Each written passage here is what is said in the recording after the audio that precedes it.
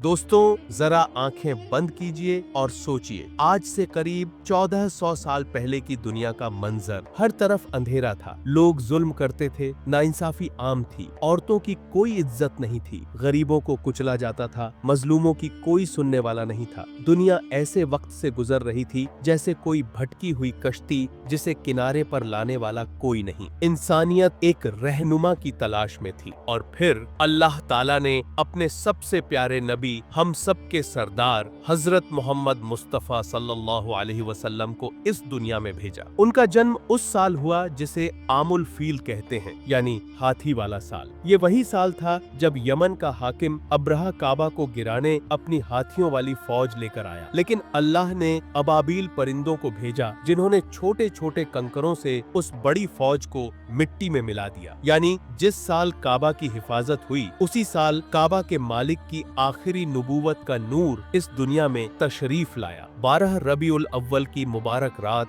मक्का की सरजमीन पर नबी पाक सल्लल्लाहु अलैहि वसल्लम पैदा हुए। वालिद हजरत अब्दुल्लाह पहले ही इंतकाल कर चुके थे। वालिदा बीबी आमिना ने आपको जन्म दिया, यानी आप यतीम की हालत में इस दुनिया में आए। अरब का रिवाज था कि बच्चों को देहात की औरतें दूध पिलाती और पालती थीं, तो आपको हलीमा सादिया के हवाले किया गया। बस हलीमा के घर में बरकत ही बरकत उतर आई। जहाँ पहले उनकी बकरियां सूखी रहती, अब दूध से भरने लगीं। जहाँ तंगी थी, वहाँ खुशहाली आने लगी। हलीमा खुद कहती कि जब से इस बच्चे ने मेरे घर कदम रखा, मेरी जिंदगी बदल गई। बचपन में एक अजीब वाकया हुआ जिसे शक उस सदर कहते हैं। फरिश्ते आए, उन्होंने आपके सीने को खोला, दिल निकाला और उसमें से गलाजत निकाल दी, फिर जमजम के पानी से धोकर वापस रख दिया। ये अल्लाह का इशारा था कि अब ये दिल बिल्कुल पाक कर दिया गया है ताकि पूरी इंसानियत की रहनुमाई कर सके। जब आप 6 साल के हुए तो वालिदा आमिना का भी इंतकाल हो गया। उसके बाद दादा अब्दुल मुत्तलिब ने आपको पाला, लेकिन 2 साल बाद वो भी इस दुनिया से चले गए। फिर आपके चाचा अब्बू तालिब ने आपकी परवरिश की। उन्होंने आपको औलाद से बढ़कर चाहा और हमेशा अपने साथ रखा। रसूलुल्लाह सल्लल्लाहु अलैहि वसल्लम ने छोटी उम्र से ही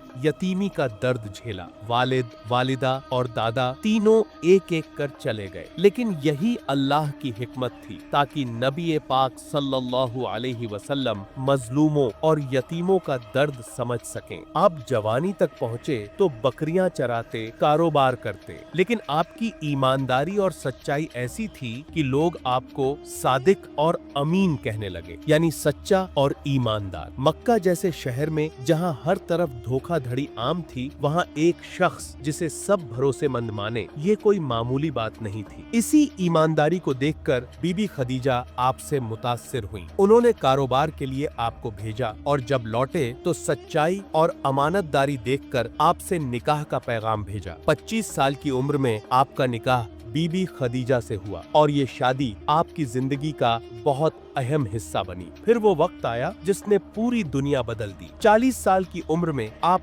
अक्सर मक्का के पास गारे हिरा जाया करते, वहाँ तन्हाई में बैठकर अल्लाह की याद करते। एक रात अचानक फरिश्ता जिब्रील अलैहिस्सलाम आए और कहा, इकरा, पढ़ो। आप सल्लल्लाहु अलैहि वसल्लम ने फरमाया, मैं पढ़ा लिखा नहीं हूँ। जिब्रील ने फिर कहा, पढ़ो अपने रब के नाम से। और इस तरह पहली बार अल्लाह की किताब नाजिल हुई। यही वो लम्हा था जब नबूवत का आगाज हुआ। रसूलुल्लाह सल्लल्लाहु अलैहि वसल्लम ने लोगों को अल्लाह की तरफ बुलाना शुरू किया। पहले चुपके चुपके बीबी खदीजा, हजरत अली, हजरत अब्बू बकर और कुछ लोग पहले ईमान लाए, फिर खुलेआम ऐलान किया। लेकिन कुरैश को ये बिल्कुल बर्दाश्त नहीं हुआ। उन्होंने तंग किया, पत्थर मारे, रास्ता रोका। रसूलुल्लाह सल्लल्लाहु अलैहि वसल्लम पर जुल्म होते रहे, लेकिन आपने कभी बद्दुआ न दी, बल्कि हमेशा हिदायत की दुआ की। फिर वो करिश्मा हुआ जो पूरी दुनिया में मशहूर है, शबे मेराज। रसूलुल्लाह सल्लल्लाहु अलैहि वसल्लम को मक्का से यरूशलेम और फिर आसमानों की सैर कराई गई, जन्नत और जहन्नम दिखाए गए और वहीं से 5 वक्त की नमाज का तोहफा मिला। आखिरकार जब मक्का वालों का जुल्म हद से बढ़ गया तो अल्लाह के हुक्म से रसूलुल्लाह सल्लल्लाहु अलैहि वसल्लम ने मदीना की हिजरत की। मदीना पहुँचते ही इस्लामी हुकूमत कायम हुई। मुसलमान पहली बार खुलकर नमाज पढ़ने लगे, मगर दुश्मन चैन से कहां बैठने वाले थे। बद्र की जंग हुई जहां सिर्फ 313 मुसलमान थे, लेकिन अल्लाह की मदद से जीत हुई।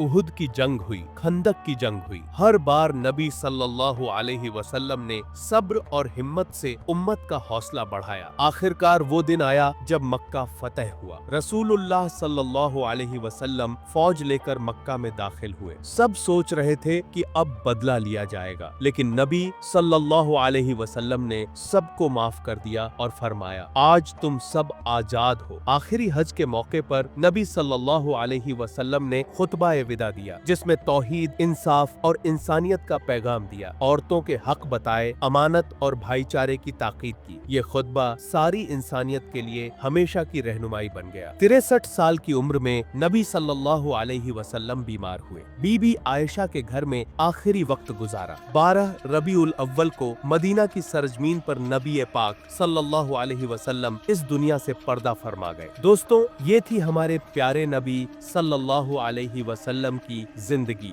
यतीमी से लेकर रहमतुल लिल आलमीन बनने तक का सफर। हर कदम पर सबक है, रहनुमाई है और अल्लाह पर पूरा भरोसा है। तो वीडियो अच्छी लगी हो तो लाइक करें, शेयर करें और हमारे चैनल को सब्सक्राइब करें।